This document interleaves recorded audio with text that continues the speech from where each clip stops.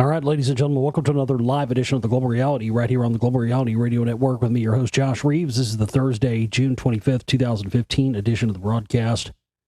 Thank you very much for being with us for another show here. We've got some various topics of discussion, news items, and whatnot to get into with you here. So we thank you for joining us. TheGlobalReality.com is my website. That's TheGlobalReality.com. Hopefully we won't have any more technical snafus like we had yesterday on the show, which I had to end up doing twice. And, of course, it wasn't as good the second time around, but, you know, that's how it goes. It's hard to put I put everything I got when I do these shows, and it's hard to capture that and recapture it and do it again. But, nonetheless, that show was there, and there is still some, I think, important topics I bring up and whatnot, so definitely check that show out. We'll have all of them rebroadcasting, replaying right here on the Global Reality Radio Network. So if you missed any recently or you tuned into the 32K broadcast, which, as I mentioned yesterday, it seems to be cutting off some of the shows, you can always hear them here or by getting yourself a membership to our 128K member archives at our website, theglobalreality.com. The subscribe button is there on the right-hand side of the page. Just click on that. Get yourself a membership, $10 a month, or it's even cheaper if you buy out, a longer membership.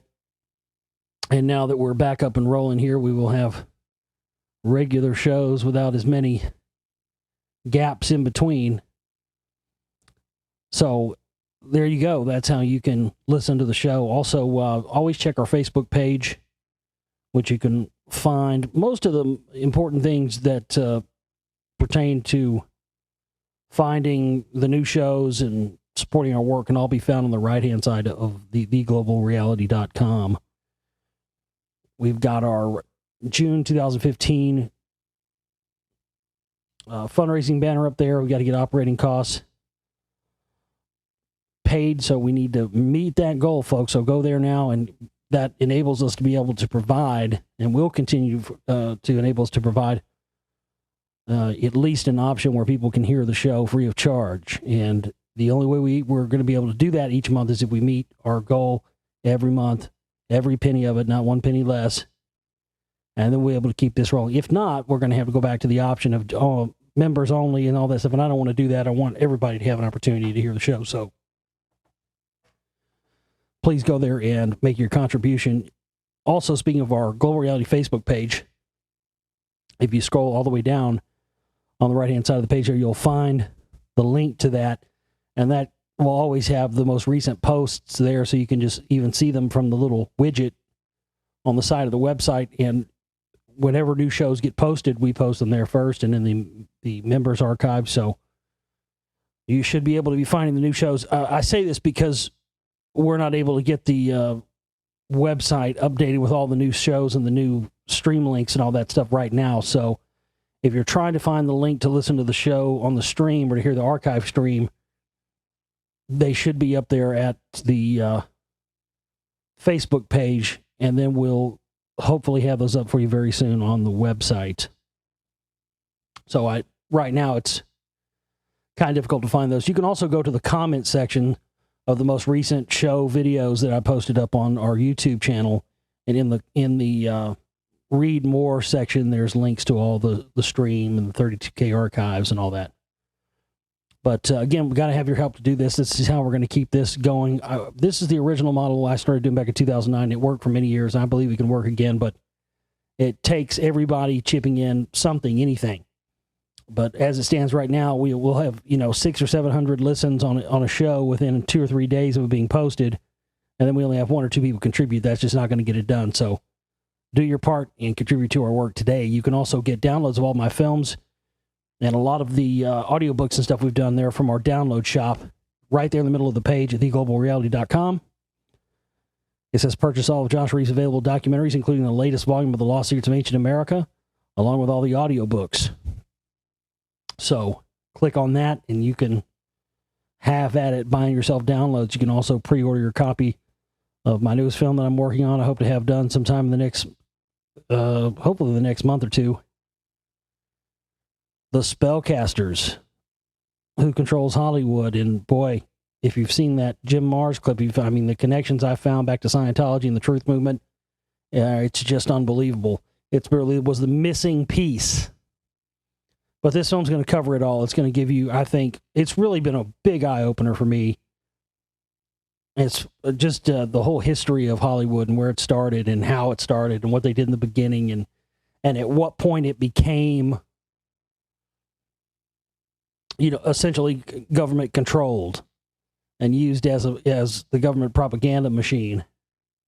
It's fascinating stuff, and I think I'm doing quite a good job at progressing it as a story, starting at the beginning and going into now, and getting into Scientology as well. Lots of Scientology stuff. That if you saw that Going Clear documentary, that fucking thing didn't have any of the real dirt in it.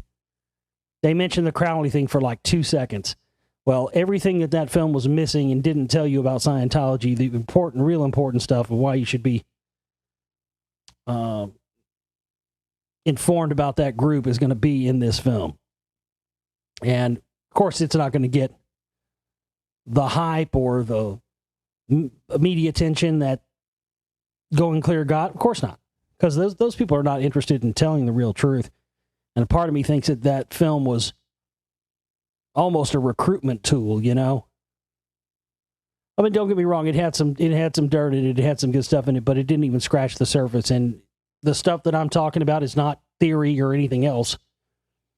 It's information that's readily available out there. For some reason, they chose not to put it in that documentary, and that makes me suspect of it. So, all the stuff you didn't get in that, you're going to be getting in the Spellcasters.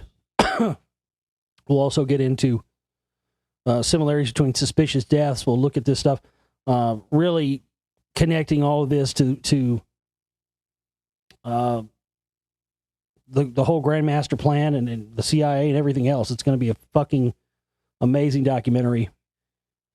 So please just support our work so I can continue to work to get this done. Or you can also go to our Amazon.com wish list. It's on that right-hand side of the page as well. Scroll down there and you can pick an item there, purchase it, and it'll be sent to us automatically. No fuss. It'll come right to us. There's all kinds of stuff we need up there to continue our work. So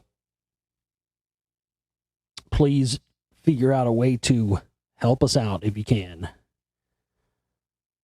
All right, let's get into the news we have to cover here tonight. My email address, globalrealityshow@gmail.com. Comments, questions, anything like that, you can send them there.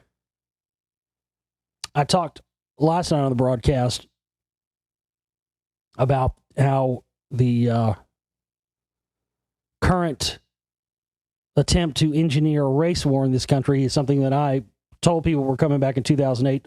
Most people didn't believe me. I got laughed at when I would talk about this stuff. I'd try to inform people, try to tell people, look, you're following a phony paradigm. You got into this truth patriot conspiracy movement. You thought you were getting into something that was outside of the consensus reality of the norm. And little did you know, you fell right into another trap that was laying wait for you to capture you in it, to drag you back, kicking and screaming against your will, back into that paradigm you so tried to get away from. And now it's here. And I'm not proud or I'm not gloating or anything for the fact that I predicted that, folks, but the fact is I've been trying to warn you about this stuff. And while everybody's been distracted by martial law and Nibiru and 2012 and all this stuff, I was there all the way through since 2008 warning you about this, and now they're trying to bring it about. As I mentioned yesterday as well. I mean, I couldn't even believe it. Day after the shooting in South Carolina, there's fucking Larry Pratt himself on Coast to Coast AM. And just as I've said for years, you'll know, and you always know, when there's one of these major divide and conquer operations going on, because you'll start to see these Council for National Policy types like Larry Pratt and many others all of a sudden be in the media and all of a sudden be out there and speaking up when you don't hear from these people for years in some cases. And boy, oh boy, are we absolutely seeing that right now, which again leads us to the conclusion that this is absolutely what we know it to be. A stage-engineered conflict where they're trying to divide us against each other so we don't unite against them. That's the key. That's what we have to understand. That's what everybody needs to know. And thankfully, I think a lot of people are getting it, but we need more people to get it. So Larry Pratt being on Coast to Coast AM, spouting his usual shenanigans. Phyllis Schlafly, I've been seeing stuff with her on it everywhere lately. And then today, Pat Boone. You know who Pat Boone is, right? Old crooner, old codger. Well, as a matter of fact, Pat Boone is absolutely a CMP member. He's a Council for National Policy member. Absolutely he is. It's an absolute fact. He's one of the ones that the undebated ones. There are some where we don't have certain membership lists, because this is the thing that people can't forget, and one of the things you can't overlook about the Council for National Policy. If you haven't seen my Secret Right films, go get yourself downloads of those and watch those. There's a lot of key stuff in there, and a lot of stuff that you want to catch and revisit, specifically the mind control stuff that's in Volume 2, because that's going to really merge with the stuff that's going to be in the Spellcasters. But Pat Boone is absolutely a Council for National Policy member. And, here's the thing. Whenever you have a situation like this where they're trying to divide the citizens between sides,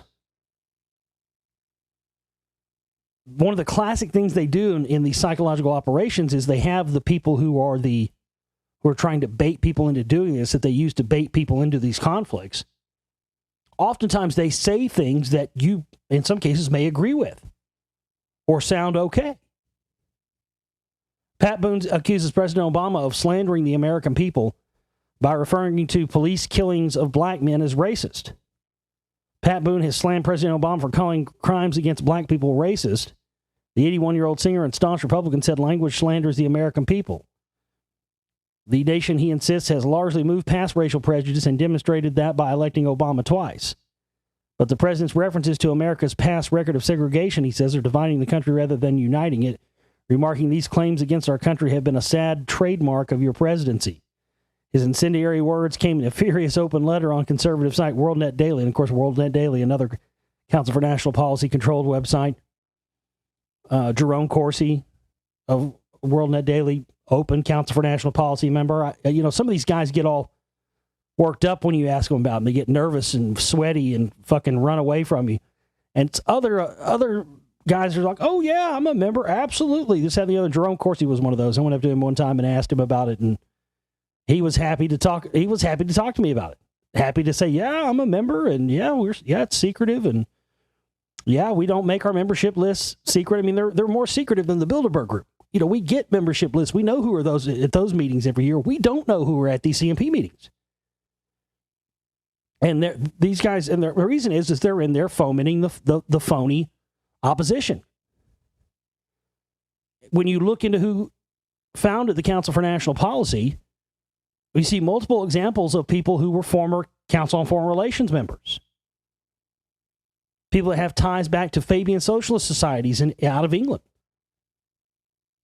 They created the CMP as a supposed opposition to the Council on Foreign Relations. But at the end of the day, when you look at who controls them, they're both controlled by the same entities. And they both serve the same masters, and they're sort of bringing about the same goals. So this whole thing of left versus right is completely proven to be a false paradigm by learning about the Council for National Policy and the stuff that I've covered in those Secret Right films. That's why I've been trying to tell you this for so many years.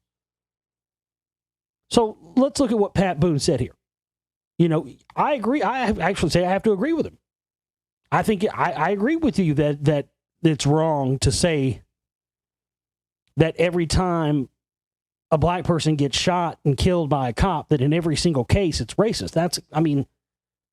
Without examining the facts and proving that's actually true, then it's not only is it just an opinion,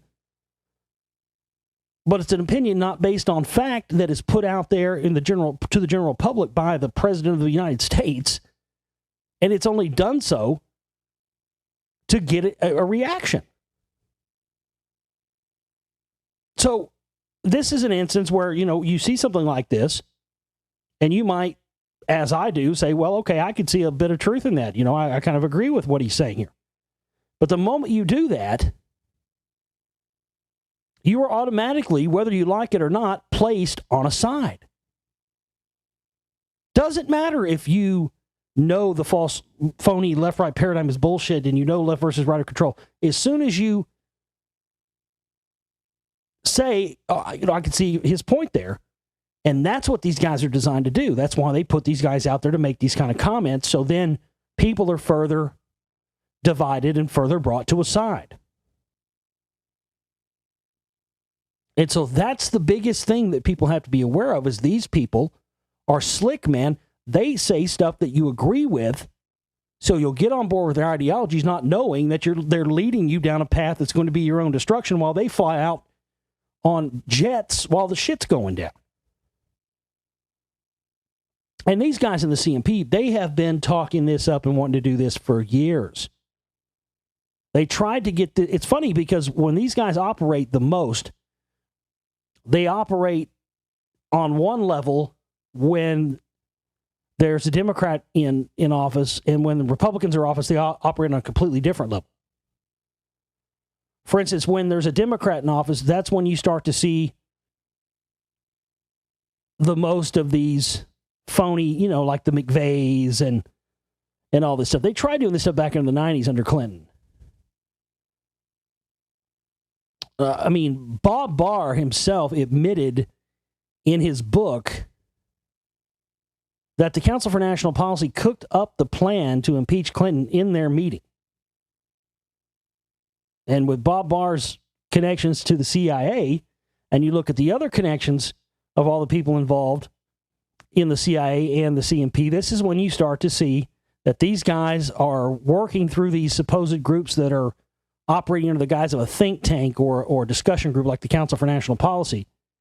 And really what it is this is a collection of people who are working for the Central Intelligence Agency, and this is where they get their marching orders and how they are basically delineated what their role in all of this is going to be. And able to keep themselves from being suspected as a CIA asset, they become members of these groups like the Council for National Policy, which also has a 501c3 tax exemption. And then any of the big bucks money that people donate to the group, they'll get right back as a tax as a write-off. And that's exactly what the CMP has, and that's what they do. So that's kind of how the members, the people, they get paid for their services by the fact that, they donate whatever amount of money and then they get that all back. And really, this is just how they give out the marching orders because you got people like Rush Limbaugh that's a member. You've got, the list goes on and on and on. And even that's just the ones we know about. But Paul Craig Roberts, and, I confronted him about it one time. He shit his drawers. Larry Pratt, I went up to him and he started shaking like a fucking leaf.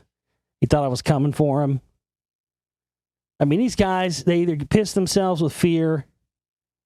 Dr. Michael Kaufman, who Alex Jones had in his film Endgame, he was the president of the Council for National Policy. But Jones will tell you up and down, he didn't know anything about the group. He didn't have anything to do with them, blah, blah, blah. Yeah, right. He sure does surround himself with people who are members of this group to not know anything about them or believe they have any power or there's any truth to anything about it. So, again, one of the clear indicators to let you know that this plan to bring about a new American Civil War to divide the country is in play is there with the appearance of people like Pat Boone and Phyllis Schlafly and Larry Pratt. All of a sudden, these guys come out of there. These guys, they're all fucking old as the goddamn hills, too.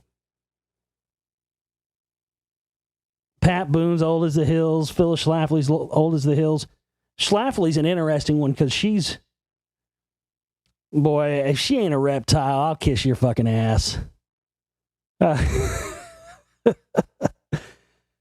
She's, well, in fact, I don't think she's really a reptile. I'm just joking. But I tell you what is true. She absolutely is. You have a lot of these people who are bloodlines and are members of these various royal bloodlines. And most of the time, it's always, one parent on one side or the other, either on the mother's side or the father's side. In very extremely rare, and I mean extremely, extremely rare cases, you have some people who are born of parents who come from bloodlines on both sides, on the mother and the father's side.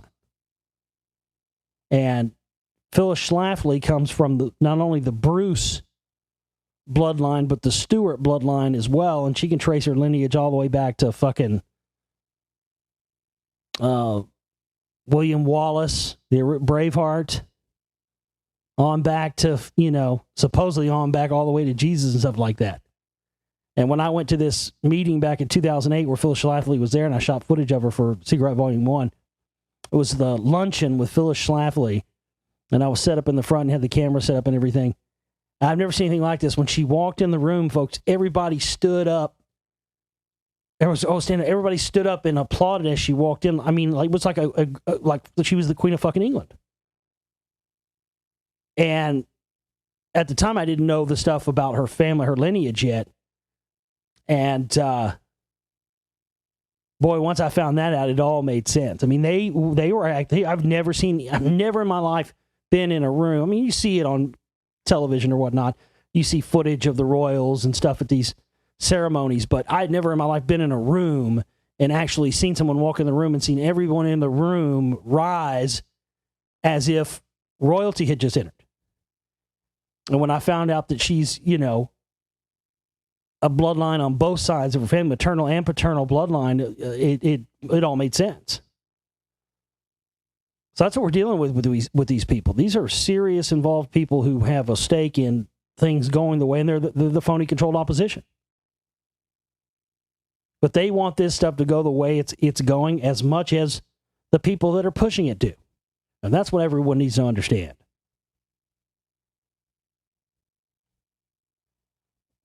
Michael Jackson's estate has made $2 billion since his death. It was revealed on the 6-year anniversary of his passing at age 50.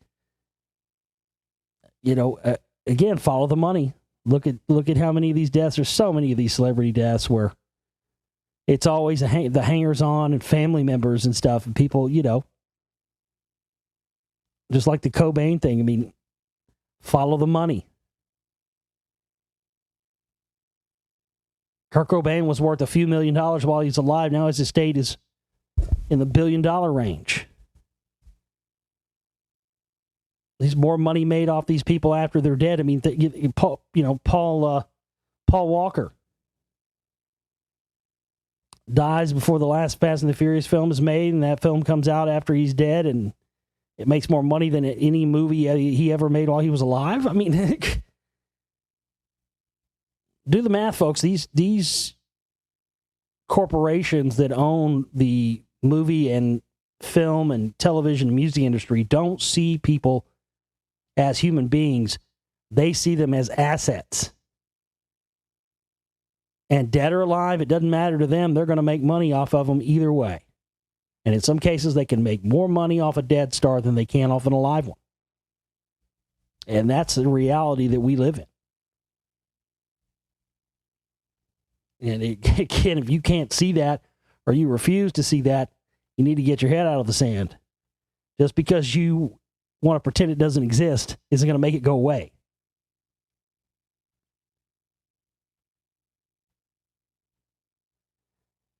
They run me off the road and tell me she's a disgrace to America.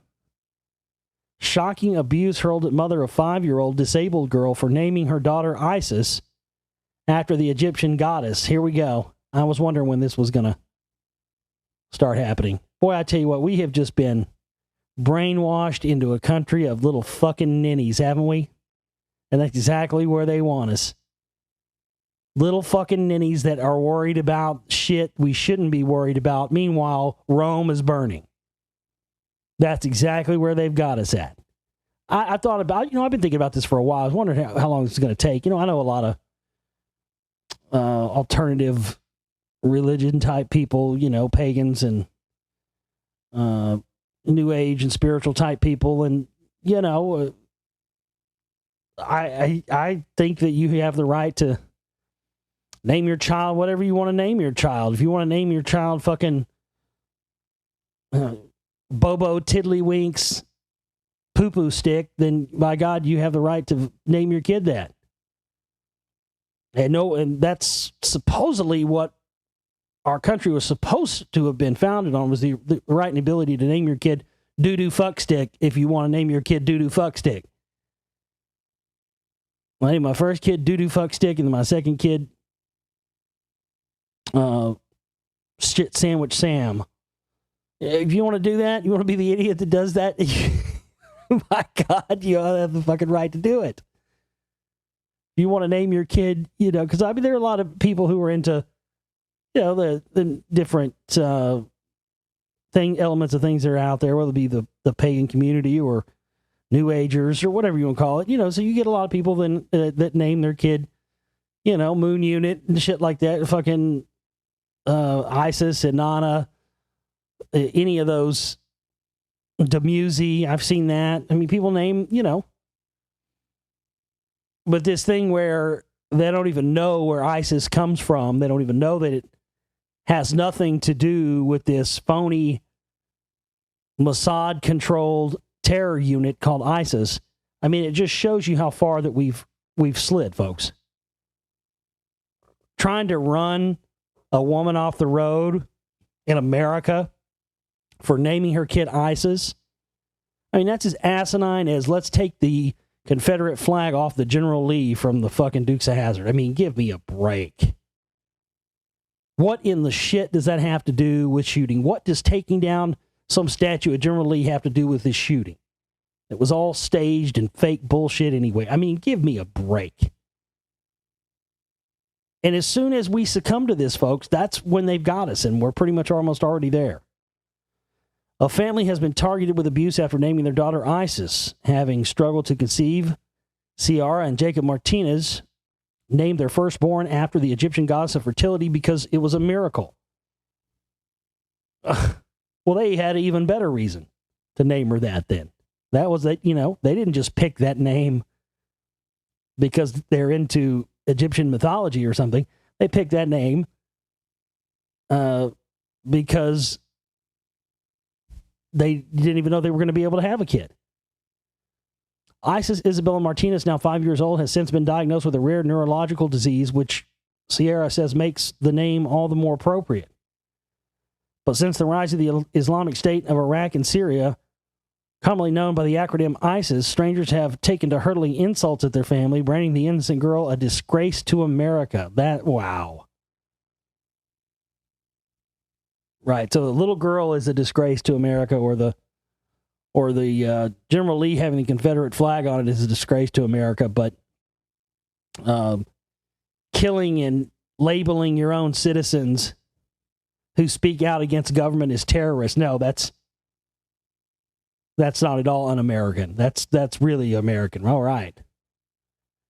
On a regular basis, doctors, therapists, and passersby sternly advise Ciara, 23, and Jacob, 27, to change their daughter's name as it has become synonymous with the murderous terror group. Well, that's part of the psychological operation right there. Don't you see this ethnic cleansing of history that's going on, folks? And if you don't see how all of this connects with my own work and the attempt to take over America and destroy what archaeological things are here, you're not seeing the big picture. It has everything to do with this. They want to do to the ancient sites here in the United States what they're doing over there in the Middle East. It's ethnic cleansing. There's no other way you can call it that. They want to cleanse history and change it to fit their narrative that they will continue to program people with into the future. They want to change this stuff now so they can control the people coming up that will inhabit this planet over the next 50 to 100 years. And connecting that with Egyptian mythology and trying to get people not to name it that, I mean, it's sick.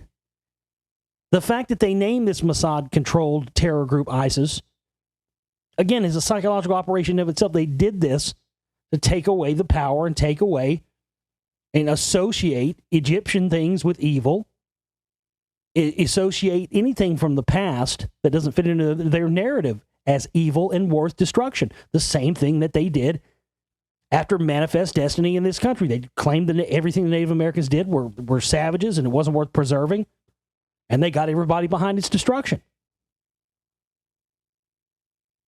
And believe it or not, by having people take down Civil War statues and all this stuff, they're doing it all over again. And this is how it starts. And this is light compared to what they want to do with this stuff. I mean, this is sick. These people ought to be ashamed of themselves.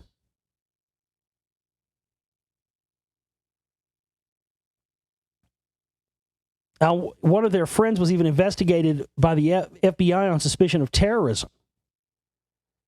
The controversy started last August when they held a fundraiser to pay for a trip to Katie's clinic in San Francisco. The center specializes in Rett syndrome. No doctors in their native Tucson, Arizona are qualified to treat the disease, which has left ISIS nonverbal. To raise awareness, Ciara printed stickers that read, #TeamISIS, the social media tagline that they have used since ISIS was diagnosed with RS in 2012. More than 50 people bought the stickers to paste on their car. Driving home through Arizona, they sparked outrage. Honestly, didn't think of anything of it when I printed them. Ciara, who also has a 2-year-old daughter, said, I had started to hear of ISIS, the terror group, a couple of months earlier, but to me, that's just an acronym. My daughter's name is something completely different. Oh, don't go making sense there, Mom. Right. I mean, she nailed it. Theirs is an acronym. She's using the name ISIS. But that right there, what she just said, proves what I just said about them using that name at all being a psychological operation. That's exactly the type of response they want people to have. They don't want to iterate that the term ISIS is just an acronym. The name Isis of the Egyptian fertility goddess is a name, not an acronym. So it doesn't have the same meaning. But notice how they want to make it have the same meaning. That right there is the proof in the pudding, folks. After the event, people started to drive me off the road, flipping me off, being aggressive. It was horrible. At first, I thought it was something to do with my driving. Then my family and friends started getting abuse, and we realized it was the stickers. It reached a breaking point when a member of the public reported one of the family's friends to the FBI. Ciara explained they're just a husband, wife, and their little daughter. They were investigated for about a week, and finally an agent came to their house to question them about terrorism in Arizona. They said someone reported them for having a Team ISIS sticker. Again, that's another thing they've got to, snitch on the general public. If you see somebody, I mean, come on. You couldn't have taken the time to see what color the people were driving. You couldn't, it was a family with a little daughter. You couldn't take the time to look at that, maybe giving them the benefit of the doubt. Taking a look, okay, obviously, they're not fucking ISIS terrorists. No. We just see that, so we got to call the FBI. I mean, my God, that right there is the whole point of how they've brainwashed us and turned us against each other. Some people have tweeted me saying she's a disgrace to America with that, Dave. You're a disgrace to America for not knowing history and not being able to delineate between something that's an acronym and something that's an actual name. You're a disgrace. Pieces of shit motherfuckers.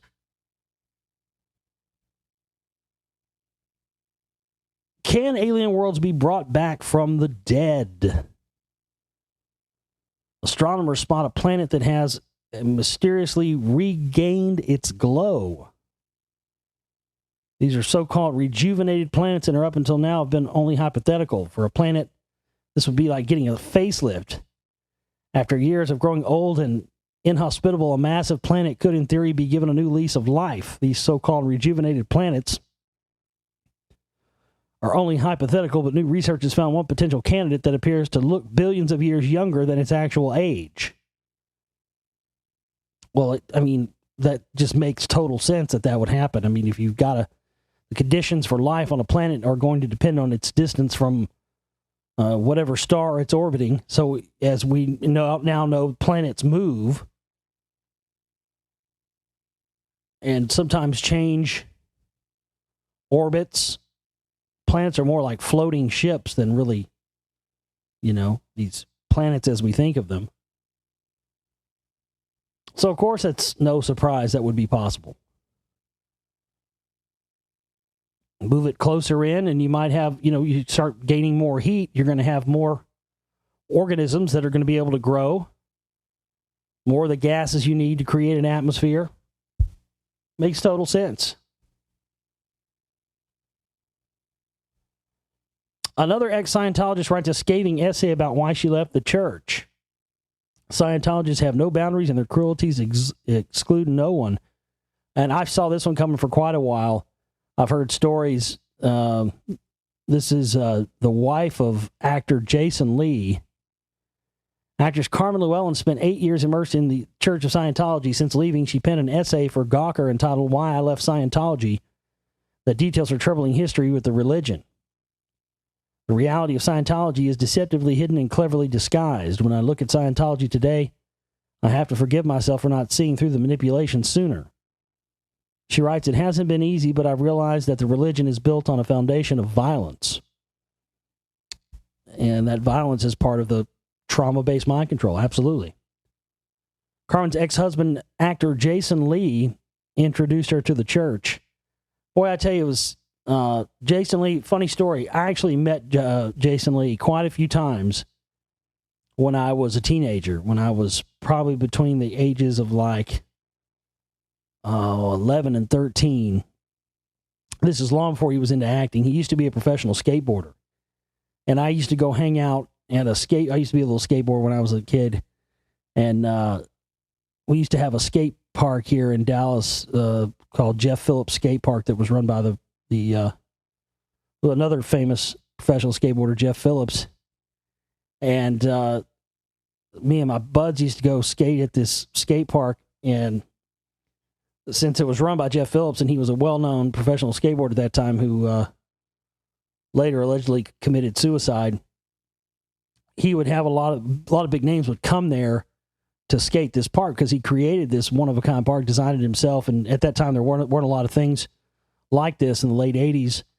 And so you used to see a lot of the big names come through there. I mean, I remember seeing Tony Hawk when he was young, Christian Hosoi, and of course Jeff Phillips and Jason Lee. And I'll never forget when I was 18 or 19, and I first saw Mallrats by Kevin Smith and saw Jason Lee, and I couldn't even believe it. I was like, I was just sitting there thinking, no, that can't be him. And also, I think we can't remember the London brothers, Jeremy and Jason London. One of those guys was in Mallrats too, and he was from Dallas as well, and I think they met back around the same time when I seen Jason Lee. So and I met Jason Lee, like I said, a few times. He was not a Scientologist back then. He was just a pro skateboarder, and he was a pretty nice guy. And when I first saw him in a Kevin Smith movie, I couldn't believe it was the same guy. And then later on found out he got roped in by Scientology. And I think that he's a classic example of the type of person that they prey on. I think they really look for the time, people who have really kind of gone from rags to riches, people who have gone from having, not a lot of money and being a regular everyday person to then being thrust into the spotlight and being a star and being recognized on the street and stuff. That seems that's the type of mentality that Scientology preys on. And it seems that because of obviously the state of mind you're going to be in, it's overwhelming. You're overwhelmed. You go from being a nobody to being a star, starring in movies and TV shows and stuff. And everybody wants to be your friend. And everybody's trying to sell you. Everybody's trying to close you every 2 seconds. Somebody's trying to close on you. And oftentimes somebody will close on you when you don't know you're being closed on. And I think that's, in a nutshell, kind of what Scientology does. And I think that's probably what happened to Jason Lee, because he's full-blown gone at this point. He's full-blown brainwashed by them. And supposedly they were doing stuff to his wife, and she was saying, this is terrible what they're doing to me. And he said, sorry about your bad luck. They're more important to me than you are, even though you're my wife. I mean, that's when someone's really brainwashed.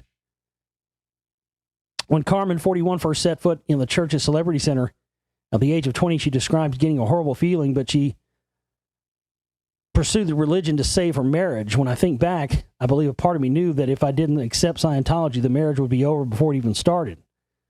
Regardless of how different I feel about Jason and Scientology today, I was very much in love with the guy and wanted our marriage to work. I did what I thought was right, but I made the mistake of immersing myself completely in this world.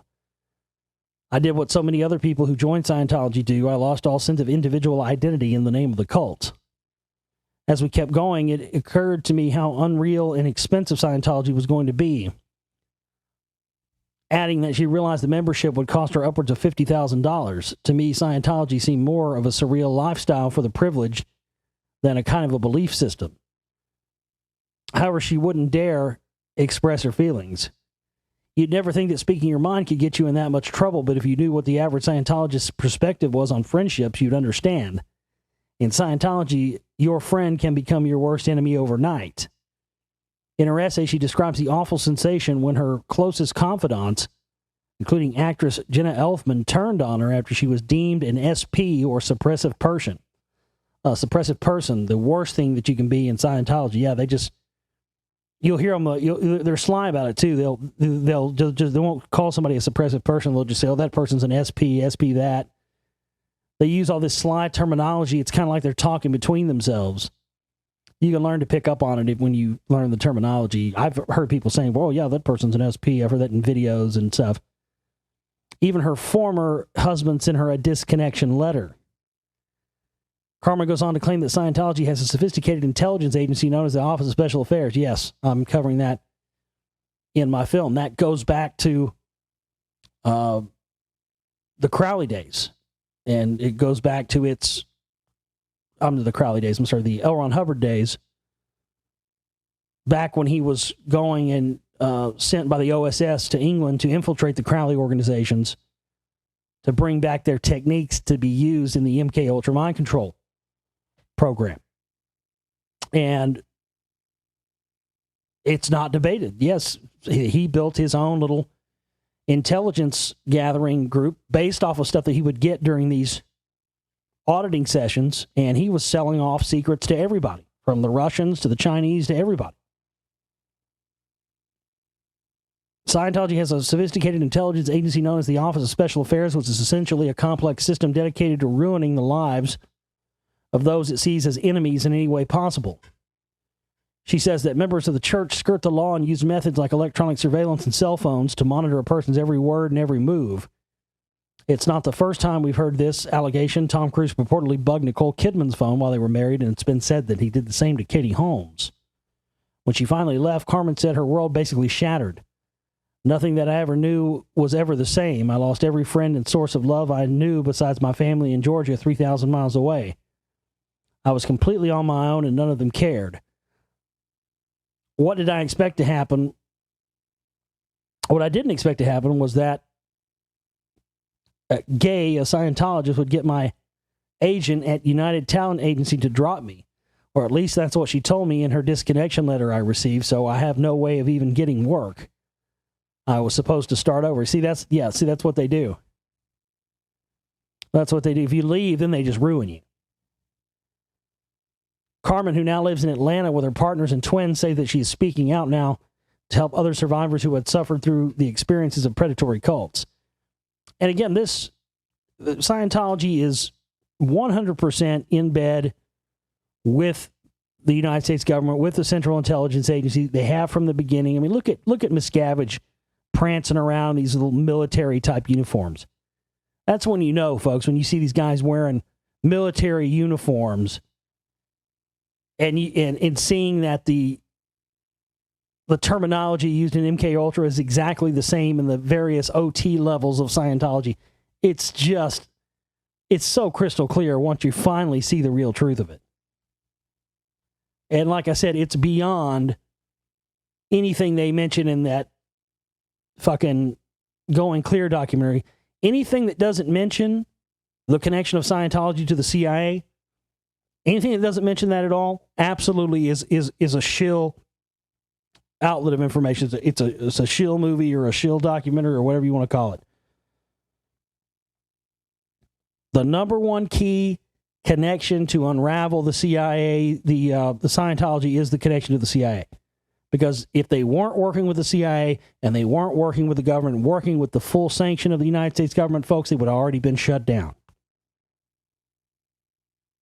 They are a part of the ongoing continued mind control operation, and their people are utilized as spies and assassins and everything else. It's a fact. Can't wait to get Spellcasters done so you can see this, how I've laid all this thing out. It's going to be an incredible film. Again, be sure and support our work at our website. Let's see what else we have here. 10 times larger than Stonehenge, archaeologists began excavating Mardenhenge. Mardenhenge in England stands to become one of the greatest archaeological unearthings in modern history. Not only is the site an enormous 10 times the scale of the monolithic display at Stonehenge, it could possibly reveal the hows and whys of the existence of Stonehenge and Avebury Henge, the two standing stone sites that it rests between. Culture 24 reported June 24th that excavations at the extensive Mardenhenge site, the largest henge in the United Kingdom, has kicked off a 3-year project. It is being directed by Dr. Jim Leary of the University of Reading, who says the Vale of Pewsey, the location of the Mardenhenge, is a, quote, relatively untouched archaeological treasure chest under the shadow of one of the wonders of the world. Leary leads the archaeology field school for the project, which he insists is the beginning of a new chapter in the story of Stonehenge and its surrounds. Mardenhenge was constructed around 2400 BC, approximately about the same time as Stonehenge. In fact, the inhabitants of the Vale of Pewsey may have had something to do with the building of Stonehenge, which is a site still shrouded in mystery, as is the Neolithic Standing Stone Circle in Avebury, which at present contains the largest stone circle in Europe. Mardenhenge, according to Leary, is in line with both Stonehenge and Avebury. This poses some fascinating questions. Were the three monuments competing against each other? No, absolutely weren't. It's just like these mounds. See, we delineate things with our minds within the modern context of boundary lines of counties and states and everything else. Those were not there. It's just like all the ancient sites throughout Indiana and Ohio and all that. They all connect together. There are animal effigy mounds found in Indiana and other states that pertain to the serpent mound that's found in Ohio. And same as in the Ohio Valley, all those sites connect together, from the Newark Earthworks to the Serpent Mound. These are gigantic complexes built over miles and miles from each other that all work and are meant to work in combination with the other. This thing where we automatically create separation in our minds. We find one thing and then we automatically assume this one thing that we find, or at least this is the opinion that the scientific community tries to pull over on us, is that when you find one thing and then you find another thing that's similar 10 miles away, all of a sudden connecting the two or believing that the two might have anything to do with each other is somehow the most preposterous thing you could ever imagine. And we find more and more that's the absolute truth. Yes, these sites were meant to work together. They were built on such a scale over so many miles and miles that we can't possibly think that any regular human operating with the skill sets that people operated with back then could have done this. And that's where the real truth starts to come in. And that's when you start to see that the reason why these sites that are gigantic and built tens, dozens, 20, 30, 100 miles away from each other in some cases, all do in fact work together because they were built by the same people whose evidence of their existence has been wiped out by the Smithsonian and others. That's the real deal right there.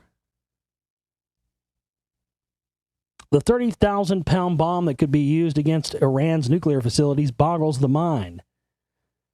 Negotiators are working towards a June 30th deadline for a comprehensive nuclear agreement with Iran. Should negotiations ultimately fail and the talks fall apart, the Obama administration and any future U.S. president will have what Michael Crowley of Politico describes as an awe-inspiring Plan B, the massive ordnance penetrator. It just makes me think of fucking George Carlin, man, George Carlin talking about how all wars are based on dicks. What, they have bigger dicks? Bomb them! And the bombs and the bullets and the rockets are all shaped like dicks. Well, that's what this is. So, the United States has now made a bomb called the Massive Ordnance Penetrator. The Massive Ordnance Penetrator. We'll penetrate you, dangerous with... We'll kill you, Iranians, with our penetrator. The Massive Ordnance Penetrator, the MOP. We'll mop up your cornhole with the Massive Ordnance Penetrator. Stick it right up Al-Qaeda's ass. Oh, Iran wants a nuclear facility? Penetrate them. The Penetrator. Why do they always name these dick-shaped fucking war machines like they're sex toys or something?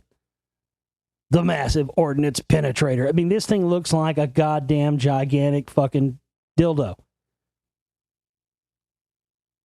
And you always know, it's always cute when the warmongers start to advertise their new bombs and weapons, right before they're getting ready to do something. They always do this. And I love how, that just makes us sound like we're really, really,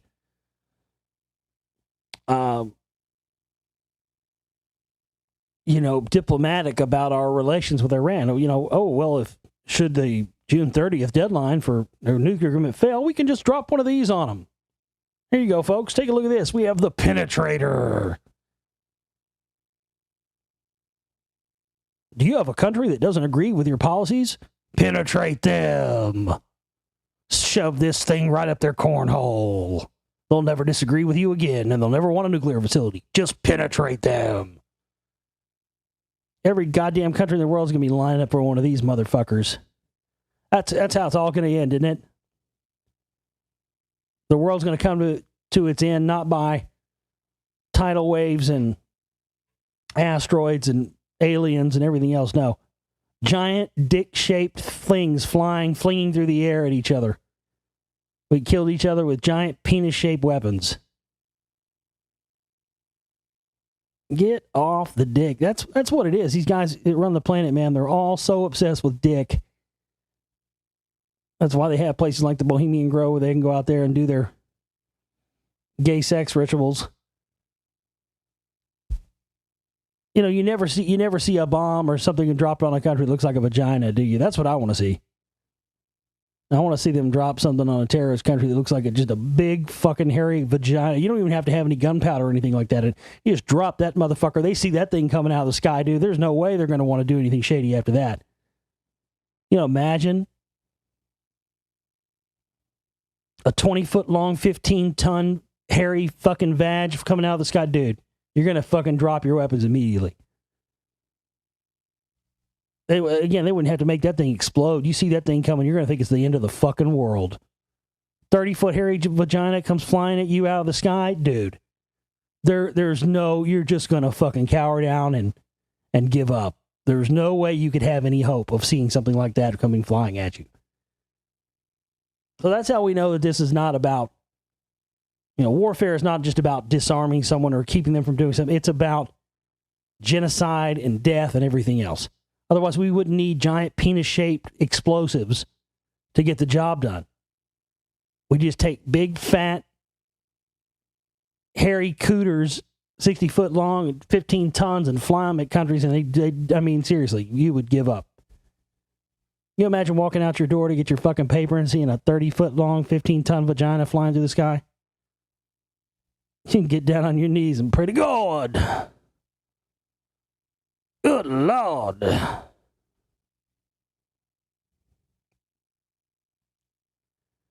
Man sues Disneyland for ending membership to exclusive Club 33.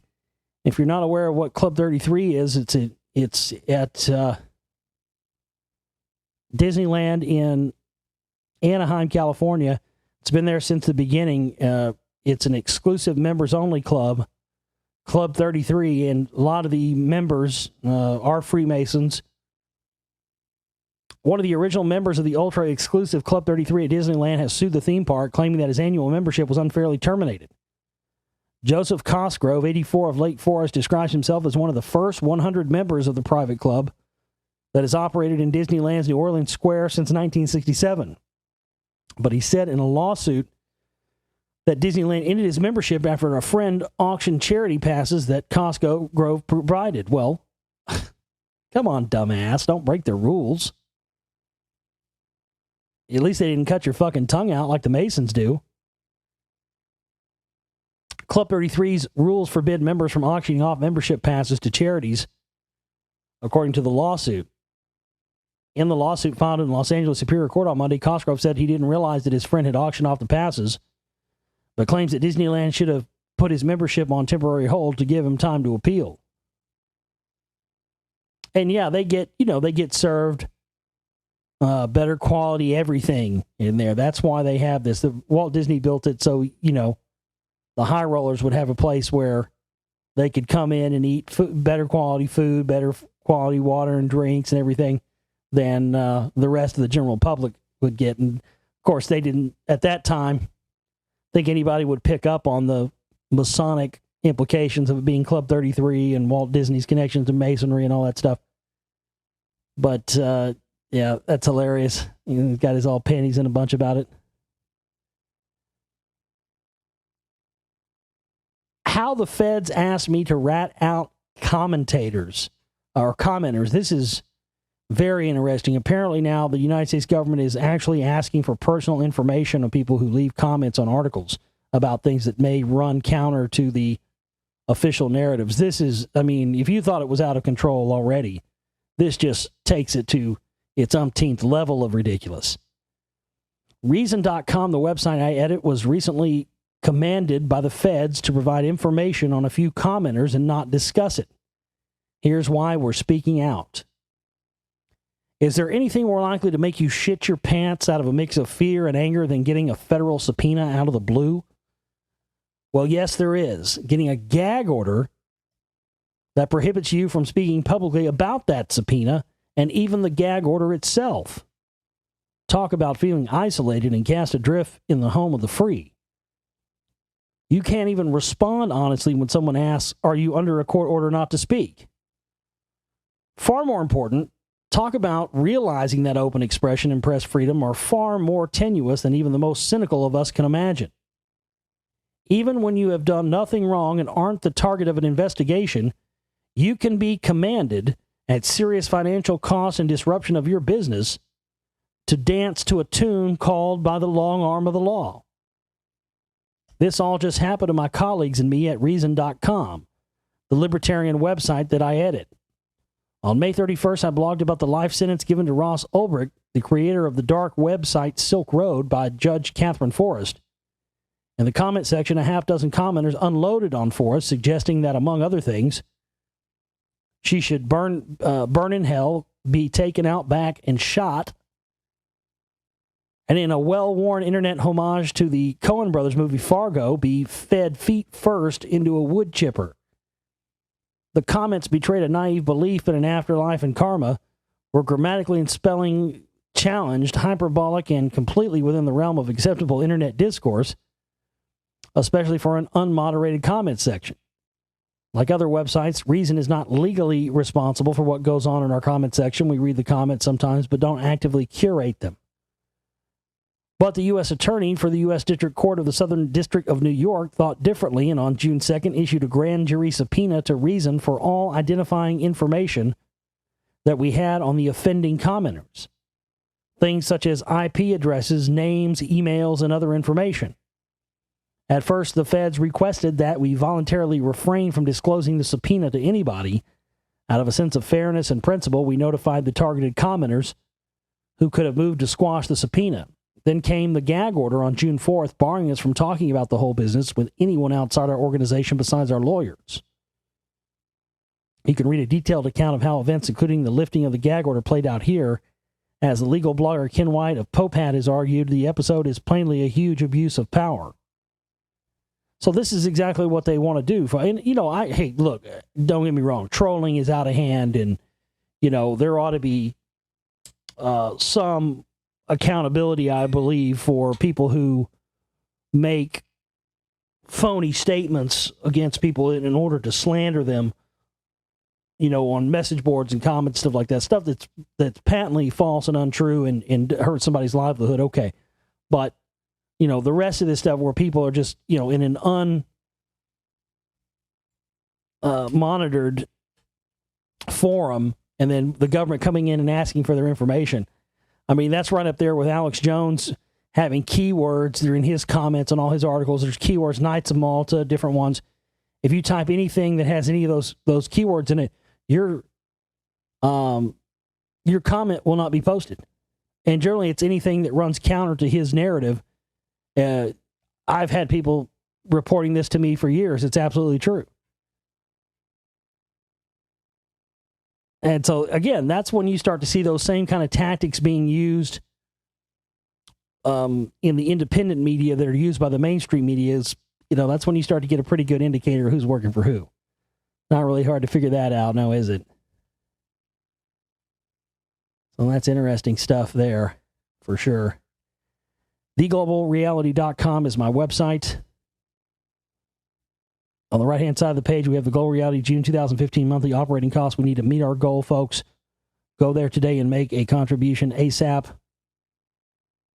And we just need everybody right now to contribute as much as you can, because we are in a very vital point right now with trying to finish the Spellcasters, and this TV show I'm going to be on airing sometime in the next few months.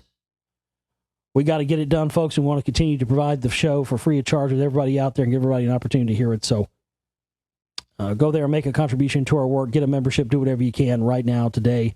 Thank you so much for being with us. We'll see you tomorrow on the broadcast. Josh Reeves signing off. Have a great one. Take care.